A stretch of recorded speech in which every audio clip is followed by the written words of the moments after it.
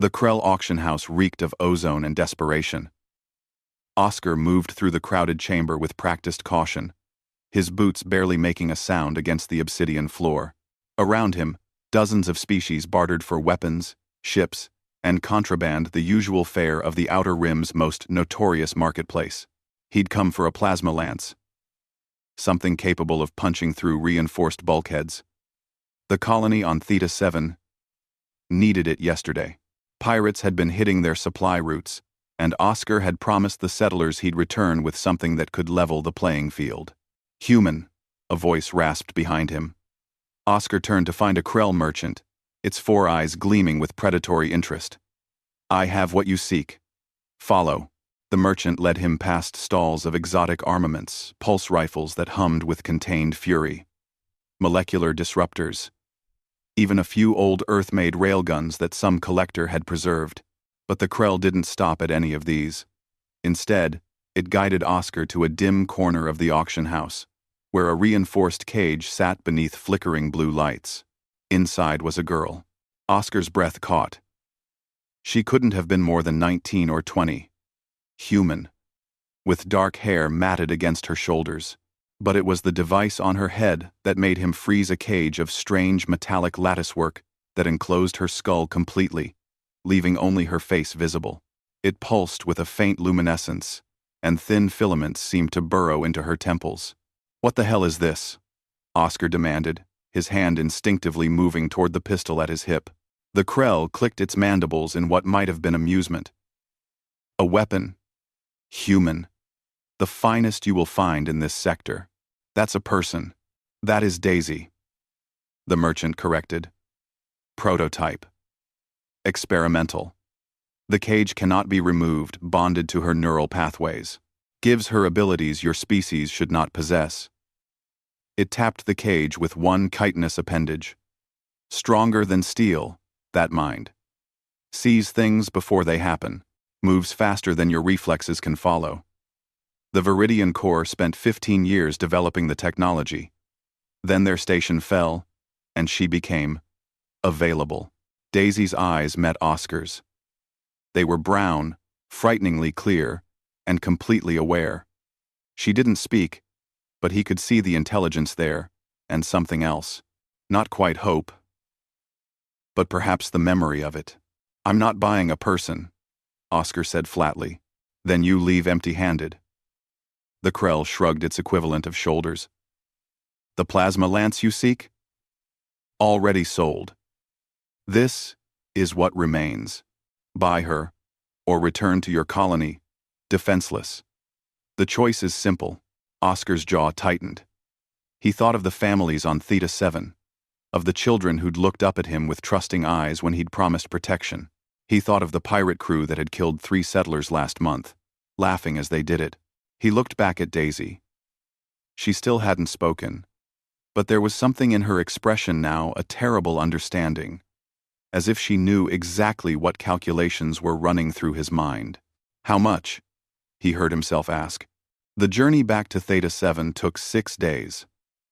Oscar had spent most of it trying to figure out what he'd done. Daisy sat in the co-pilot's chair, the head cage's glow reflecting off the cockpit windows.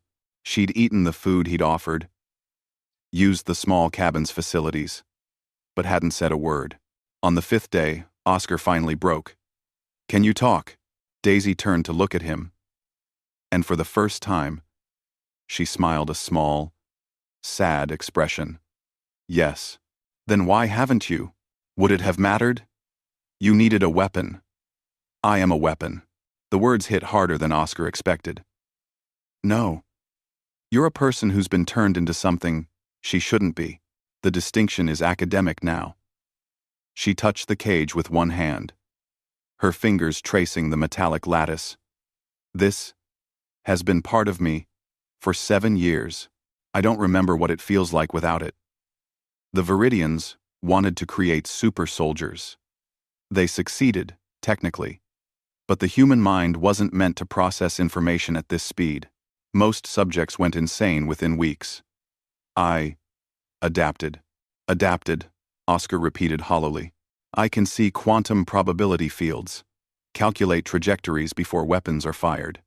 My reaction time is measured in milliseconds. The cage regulates my neural activity. Keeps me from burning out. She paused. It also means I'm never alone in my own head. There's always the machine. Always the calculations. Always the awareness of being something other than human. Oscar stared out at the stars streaming past. When we get to Theta 7, you're free to go. I'll figure something else out for the defense situation. Where would I go? Daisy's voice was gentle, almost pitying. The galaxy doesn't have a place for what I've become. And those pirates you're worried about? I've already run the scenarios. Without me, your colony has a 12% chance of surviving the next raid. With me, it rises to 94%. I didn't buy you to send you into combat. Then why did you buy me? Oscar didn't have an answer for that. Or rather, he had too many answers. None of them good enough. The pirate attack came 3 days after they arrived. 5 ships, heavily armed, dropping out of FTL right on the colony's doorstep. Oscar had been setting up the new defensive perimeter when the alarms screamed. Daisy was faster. She moved like liquid lightning, crossing the compound in seconds. The improvised railgun they'd mounted on the eastern ridge was in her hands before Oscar could shout a warning.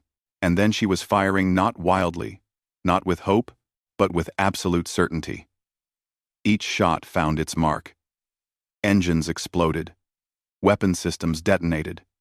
Within 90 seconds, 3 pirate ships were debris, and the remaining 2 were fleeing back into FTL. The colonists erupted in cheers. Children rushed forward to thank their savior. But Oscar saw the way Daisy stood apart, the head cage gleaming in Theta 7's double sunset. And he understood something terrible. She'd been right. She was a weapon. The galaxy had made sure of that. But watching her kneel down to accept a flower from a little girl, watching the genuine smile that broke across her face when the child hugged her, Oscar realized something else. Weapons didn't smile like that. Weapons didn't choose to protect instead of destroy. Whatever the Viridians had done to her, they hadn't succeeded in erasing the person beneath the cage. That night, Oscar found Daisy standing at the colony's edge, staring up at unfamiliar constellations. "Thank you," he said quietly. "You're welcome." She didn't look at him. "I've been calculating how to remove the cage. Success probability is currently 0.03%. We'll find a way. Optimism is statistically unfounded. Maybe." Oscar moved to stand beside her.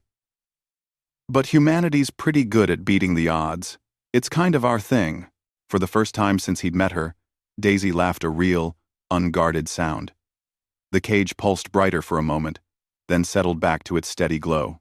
"Stronger than steel," Oscar murmured, remembering the merchant's words. But he wasn't thinking about the cage anymore. He was thinking about the girl who wore it.